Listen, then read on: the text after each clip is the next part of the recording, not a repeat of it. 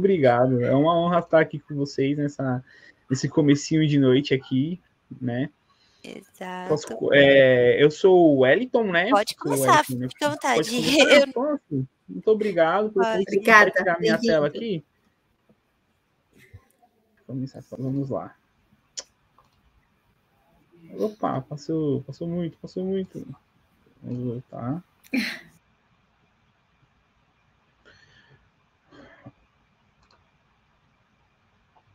Como que aparece? Deixa eu dar uma olhada. Tá aparecendo a tela cheia? Olá, pessoal, tudo bem? Boa noite. É um prazer estar aqui com vocês, palestrando no TDC pela primeira vez. Espero que é a primeira de muitas, tá?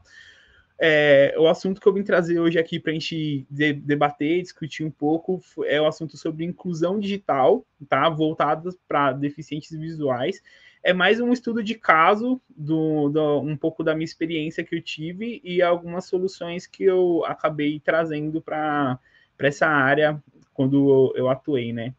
Atualmente eu não sou mais agente de inclusão digital, não, né, registrado, mas eu participei, eu fui agente de inclusão digital durante 2 anos na minha região ali, eu moro aqui em São Paulo, no extremo sul da capital, então fui agente de inclusão digital durante 2 anos, trabalhando para a Prefeitura de São Paulo, e durante esses 2 anos eu fiz diversos projetos para a comunidade, como aulas voluntárias de informática para idosos, para adolescentes, para jovens adultos. E também aconteceu esse caso que eu vou comentar aqui hoje, que é o do senhor Paulo, tá? Vamos começar aqui.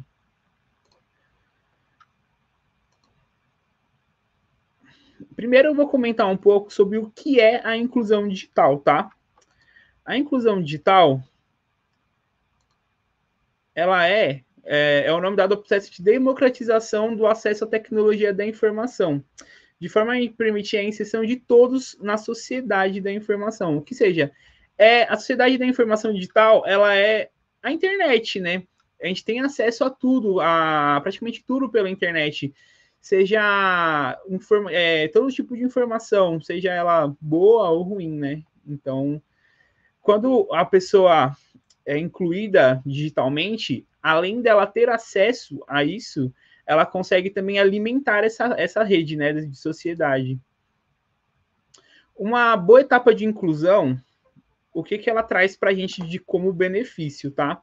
Ela traz, evita a propagação de fake news, porque quando você insere uma pessoa de uma forma correta dentro da internet, dentro desse mundo digital, ela vai saber reconhecer links maliciosos, ela vai saber reconhecer uma fonte de verdades, né? Ela consegue reconhecer isso. Por exemplo, se ela acessar um site, ela sendo bem amparada nessa parte de inclusão dela, ela consegue identificar que o site é de um link meio estranho, o link não está condizendo com a mensagem da página. Então, esse tipo de coisa, a boa etapa de inclusão, ela pode evitar, tá?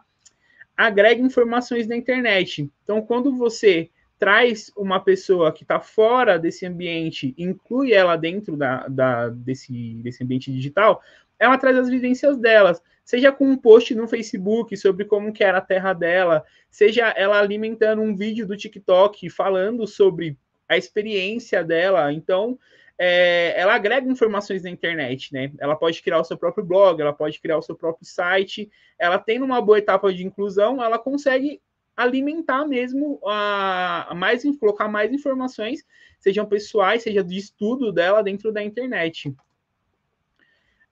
Uma diferenciação no mercado de trabalho também, porque quando o jovem, principalmente voltado mais para o jovem está bem inserido de uma forma correta, né, nessa etapa de inclusão, ele consegue uma diferenciação. E o idoso também. O idoso que sabe mexer no computador, que sabe usar a internet, que tem essa boa etapa de inclusão, ele também é diferenciado na hora de uma contratação para alguma outra vaga, ou para tentar se recolocar no mercado, ou até fazer alguma outra atividade que nem precisa ser remunerada, né? E exercer a cidadania. A gente sabe que só um adendo, tá? Pessoal do chat, eu não consigo ler por enquanto o chat, porque eu estou usando a outra tela de apresentação. Então, não sei se as meninas estão aí ainda, eu peço só para me dar um toque se tiver alguma mensagem, alguma coisa que for urgente, tá? Porque eu não tenho acesso, eu estou com uma tela só, tá bom? Eu estou controlando com a outra aqui. Exercer a cidadania, né? A gente sabe que muitos portais do governo estão funcionando 100% online. Então, se a pessoa ela não está inclusa na internet, ela não está com essa inclusão digital formada, né? Ela acaba perdendo direitos dela de agendar coisas no poupa-tempo, de tirar segunda via de documentos. Então, quando ela não está incluída nesse processo, ela acaba não exercendo a cidadania dela, não consegue fazer um BO online, e a gente sabe que às vezes o BO só dá para ser feito online, então ela acaba não exercendo a cidadania dela, ela fica não fora da sociedade, não só da sociedade da informação, como da sociedade em si, ela acaba sendo excluída, né? A gente voltando aqui um pouco do conceito de inclusão digital, a gente tem essa palavra, democratização. O que é a democratização? É o acesso a todos, né? Então a internet, ela não restringe você por idade, por sexualidade, por cor de pele, ela não restringe. Você pode estar lá dentro, você pode estar inserida nesse contexto, independente de quem você for. Você pode ser uma pessoa ruim, pode ser uma pessoa boa, você vai estar lá dentro. Dentro desse contexto de democratização, a gente tem alguns exemplos. Os meus exemplos são um pouco ultrapassados, né? Mas eu posso citar novos, né? A gente tem a Samira Close, que ela é uma personagem, um streamer LGBT+, ela faz esse tipo de conteúdo, e dentro da internet ela tem o espaço dela, ela tem a fanbase dela, ela consegue desenvolver.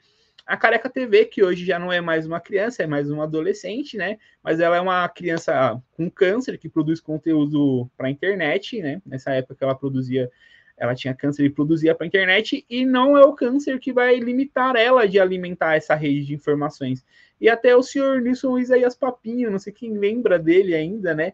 Mas ele era um senhorzinho que viralizou um tempo atrás fazendo aquelas amoebinhas, esqueci qual o nome agora, me fugiu. Ele tava fazendo slime, e acabou viralizando na rede. E assim, a internet acolheu ele de um jeito bom, entendeu? Certo que depois que foi caindo, ele caiu numa rede de fake news, né? Sobre relações políticas. Ele acabou sendo, né? Mas foi resolvido já e a internet deu esse espaço para ele, para a voz dele, para ele se expor o que ele queria, né? Então, é um ambiente muito democrático. Você pode estar inserido dentro dele e fazer o que você conseguir entender. E aí a gente entra, linkando com Nilson Isaías Papinho, a gente linka a inclusão digital numa fase mais avançada, tá? Da vida. Ou seja, para a terceira idade. A terceira idade enfrenta alguns problemas para ser incluído digitalmente, tá? Um deles é a mobilidade. Muitas vezes ele precisa se locomover até um lugar, ou até, tipo, por exemplo, um avô que vai até a casa do seu neto, um tio que vai até a casa do seu sobrinho, ele precisa se locomover para chegar num ponto para conseguir se desenvolver, ou seja, ela aprender com uma outra pessoa. Então, ela precisa se locomover. E com uma pessoa da terceira idade, uma pessoa idosa, ela tem um pouco mais de dificuldade de se locomover, diferente de um jovem que tem mais... consegue ter mais contato, consegue ir ali, consegue vir aqui. Então, a mobilidade é uma barreira que impede, às vezes, o idoso de ser incluído digitalmente, né? Eita, passei demais, gente. Então,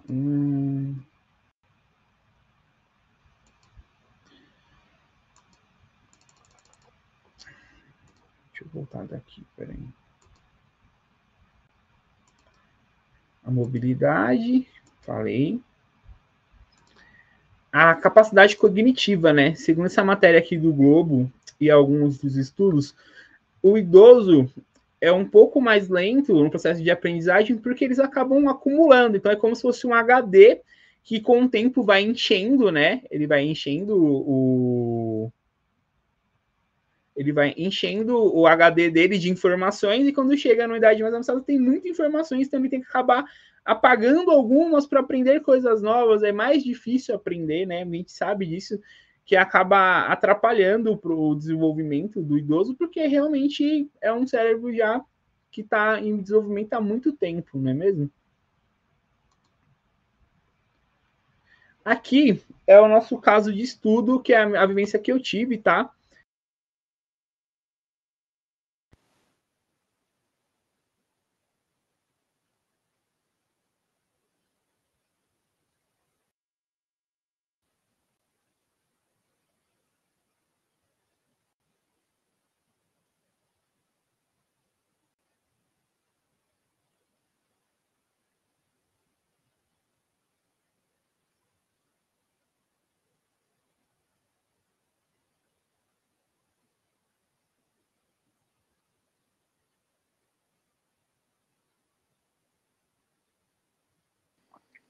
Não estamos te escutando, Wellington.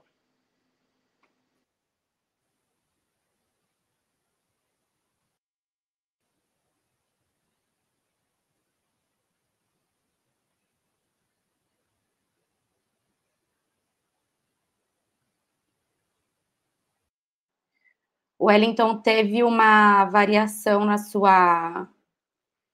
Você entrou e saiu, eu acredito que tenha saído daí a sua voz. Vê se está mutado embaixo.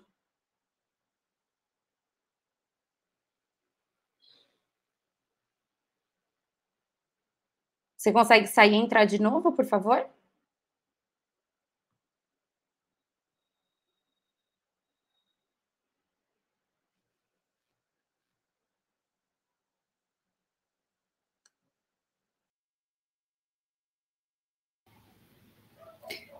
Problemas técnicos, pessoal, olha lá.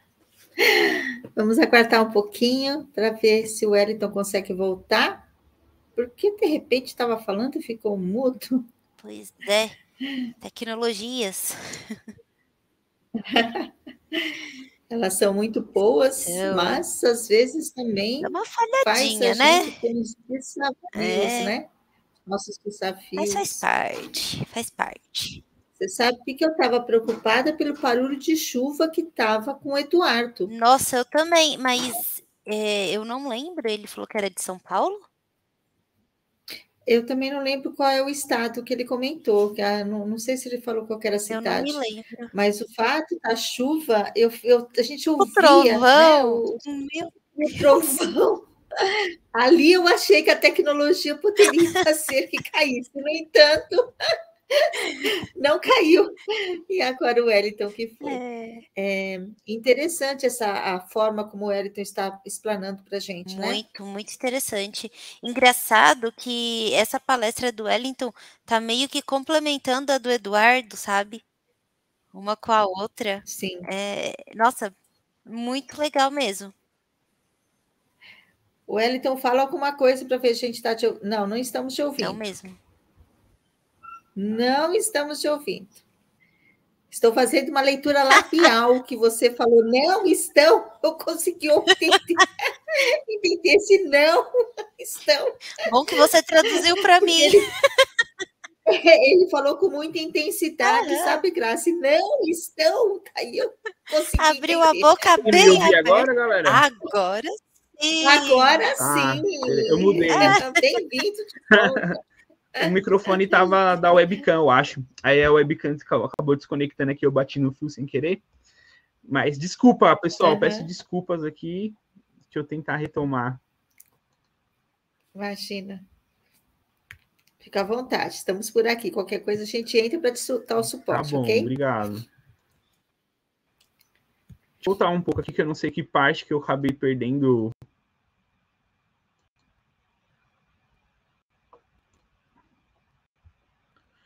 Não sei qual a parte que eu acabei perdendo a apresentação, mas eu vou voltar um pouco aqui sobre essa reportagem do Globo, né? Sobre o cérebro do idoso ser mais lento, né? Porque ele sabe mais, acaba aglomerando um pouco de informações e acaba tendo que esquecer alguma coisa que ele já sabe para aprender uma coisa nova, né? E aí a gente entra aqui no caso, no estudo de caso que eu tenho, que é o senhor Paulo, tá? O senhor Paulo, ele tem 47 anos, tá? Hoje ele tá um pouco mais velho, na verdade, ele tá com 52. Essa apresentação tá um pouco atrasadinha. Ele é deficiente visual, tá? Total. O que aconteceu, a história dele é que em 97 ele reagiu a um assalto e acabou levando um tiro que atravessou os 2 globos oculares dele. Então ele perdeu os globos oculares, ele não tem a parte, então ele não consegue enxergar realmente nada, ele é totalmente cego, tá?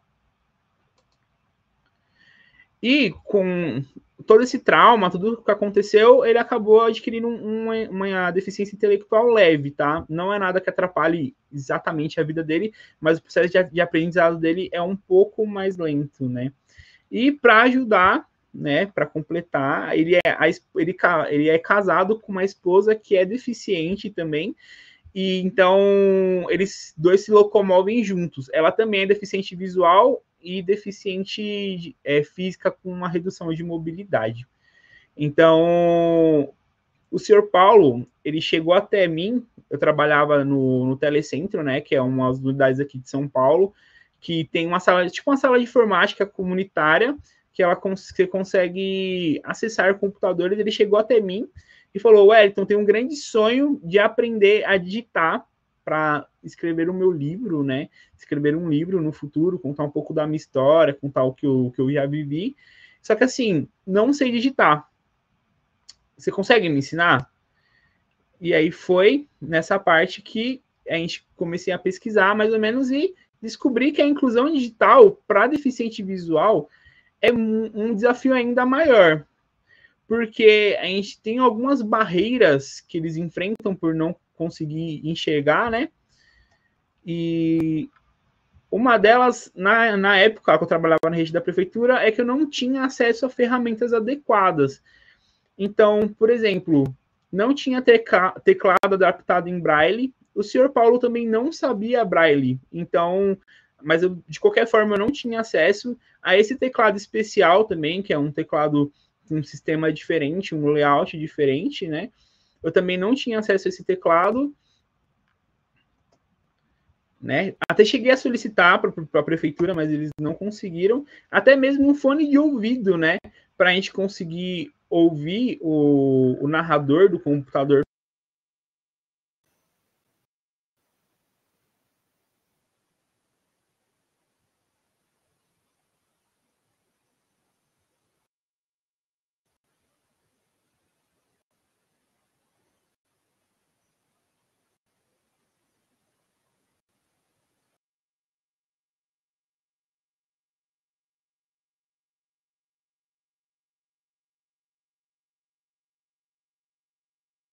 Wellington, nós não estamos te ouvindo, você já percebeu? Já. Já? Ele já respondeu sim com a cabeça, Crase.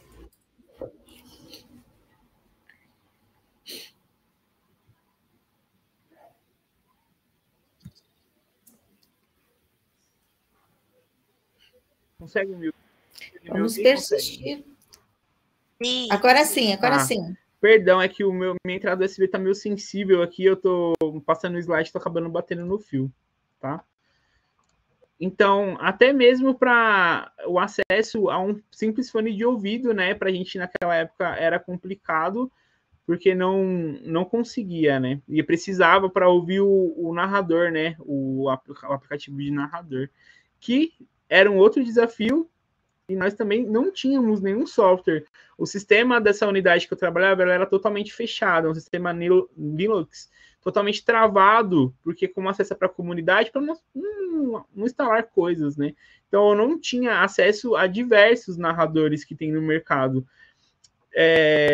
O narrador, o que ele faz? Ele lê a tela, então ele lê o que está escrito na tela e fala no fone de ouvido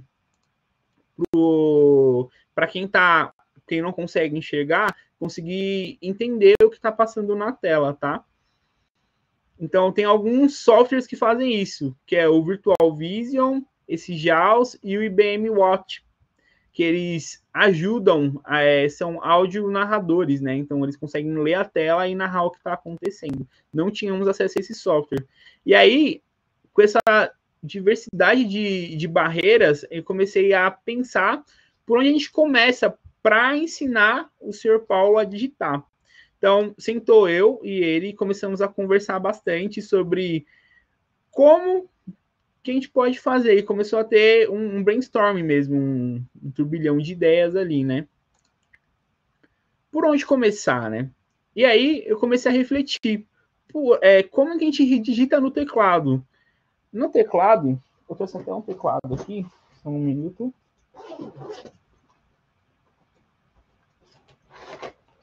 No teclado convencional, a gente tem dentro dele, deixa eu voltar para a live para conseguir me ver. A gente tem nele as duas teclinhas, se você tiver através de um computador, você consegue verificar. O F, a letra F e a letra J, ela tem relevo, elas têm um pouco de relevo. Então, você apoia os seus indicadores nele e automaticamente os outros dedos, eles encaixam nas teclas demais e com isso você consegue se guiar e ir para cima e ir para baixo no teclado e com você enxergando, você consegue ir com o tempo decorando, né?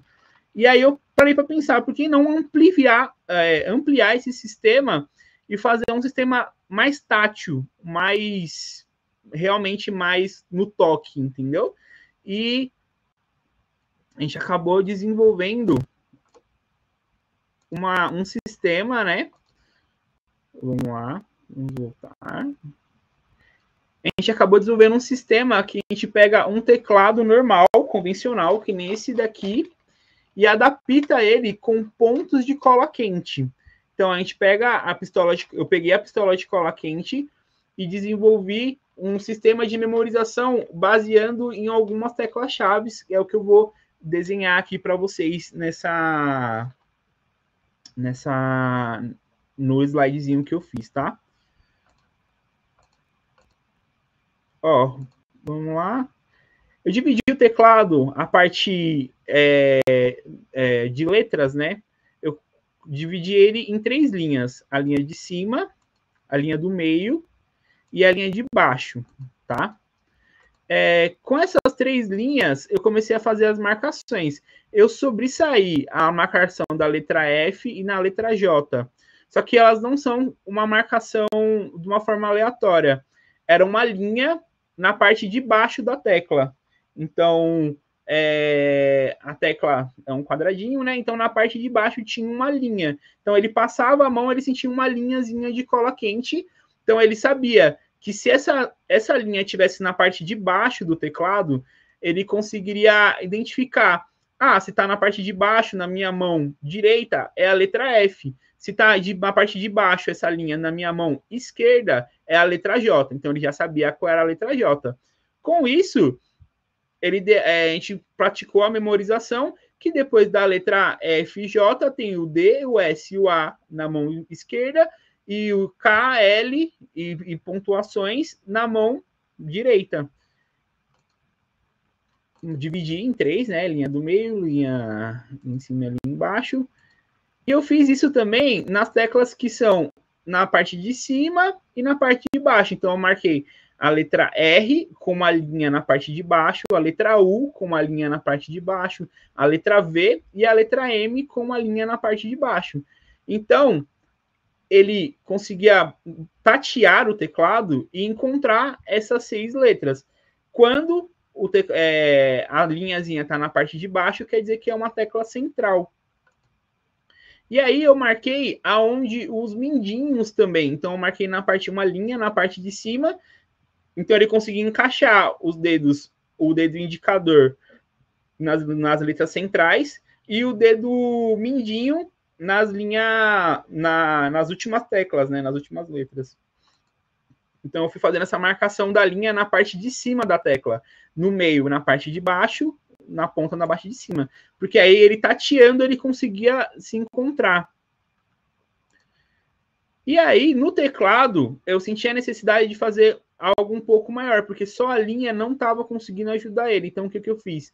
Eu fiz um bolinho de cola quente e puxei a pontinha para cima. Então, ele ficou meio pontiagudo, né? Com não perfurante, mas com a pontinha da cola quente, como se fosse a pontinha de uma casquinha de sorvete, sabe? E aí fica aquela pontinha, então, que ele passa um bolão assim, né? Ficava um montinho de cola, ele passava a mão e já sabia que aquela tecla Enter, e também auxiliava ele, porque como era uma tecla que tinha um relevo um pouco maior, além dele conseguir encontrar bem mais rápido, ele tinha mais a facilidade de apertar, né? De apertar a tecla, porque ela tá com relevo.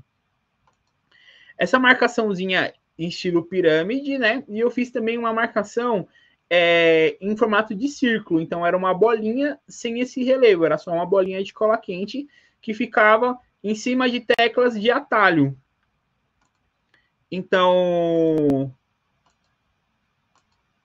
eu coloquei no Caps e no Ctrl, né? No Caps Lock e no Ctrl, essa bolinha.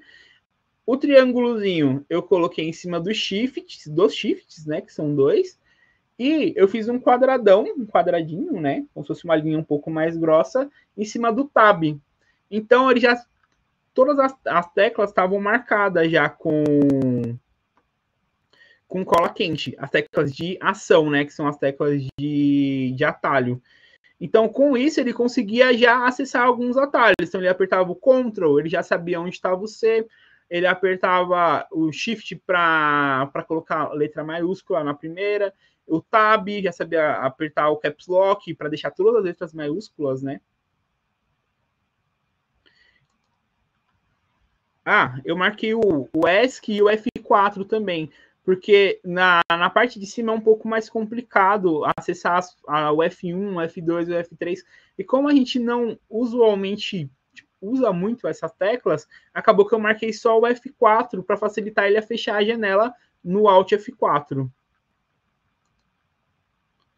E no teclado numérico, que é esta parte aqui do teclado, que é o tecladinho numérico, que nem todos os teclados têm, mas a maioria desses teclados físicos tem, eu marquei só 2, que é o 5, que já tem uma marcaçãozinha natural também, e o Nulock, que era para ele conseguir ligar e desligar o teclado numérico, né? Que acontecia de, às vezes, ligar o teclado e não tá funcionando no Nulock. Então, tinha o 5, o 9, né? Então, ele conseguia, a partir do dedo do meio, estando na tecla 5, ele sabia que o dedo indicador estava na tecla 6 e o anelar estava na tecla 4. Então, na linha de cima, ele sabia que era 7, 8, 9, na linha de baixo era 1, 2, 3.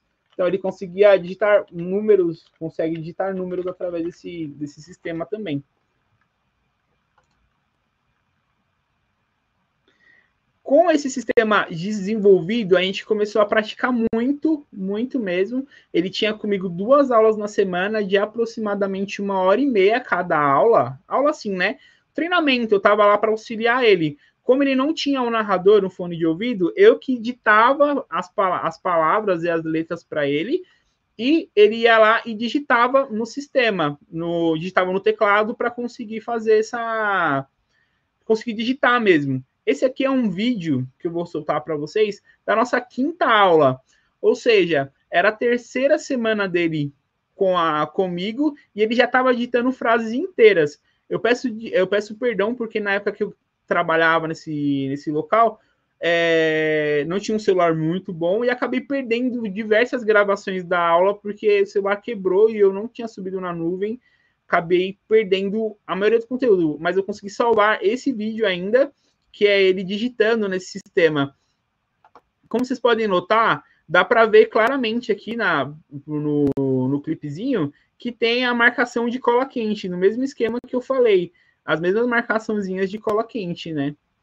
Eu vou soltar esse vídeo, peço que o pessoal que está monitorando a live fale para mim se está com áudio. O áudio não é tão importante, né? Mas para vocês verem ele digitando mesmo. Acredite. Aí aqui eu dito a frase para ele, acredite, né? Uma frase até complexa para ele digitar no teclado. Aí ele vai.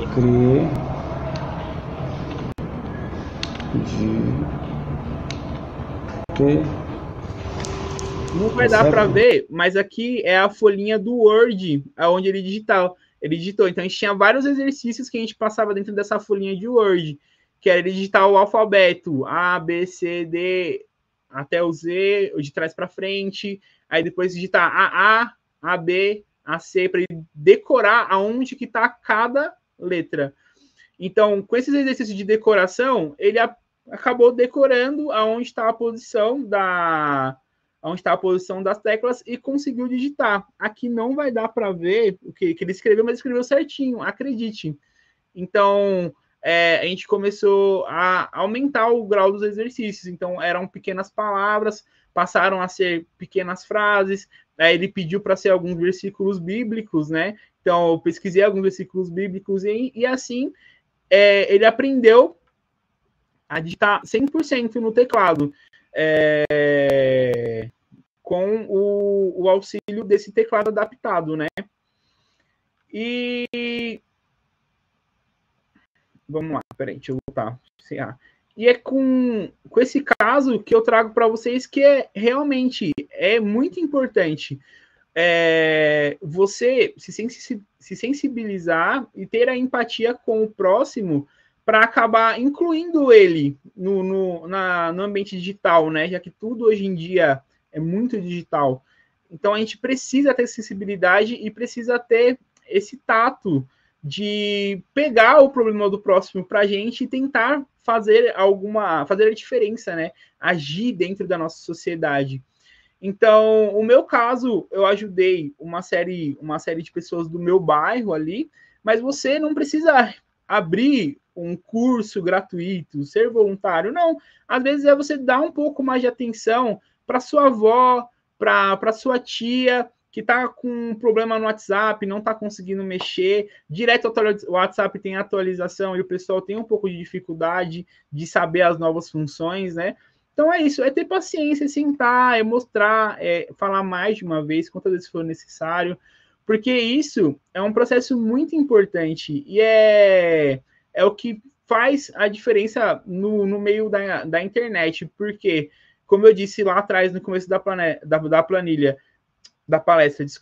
no começo da palestra, se essa pessoa está bem incluída no processo de inclusão digital, ela acaba agregando informações e evitando de propagar fake news. Então, ensina para sua tia, para sua avó, para o seu tio, o que é um link malicioso, o que é uma fonte confiável, entendeu? Então, leve isso para você como, assim, uma motivação para uma sociedade em si melhor, né? Eu vou encerrar por aqui. Esse foi o meu caso, né? Trouxe o caso do senhor Paulo. Ele conseguiu aprender a digitar. Hoje em dia, ele comprou um notebook. Eu fiz as adaptações para ele com cola quente e algumas teclas ele nem precisa mais, ele já sabe de cor. Então, vai diminuindo a quantidade de teclas marcadas e ele consegue digitar.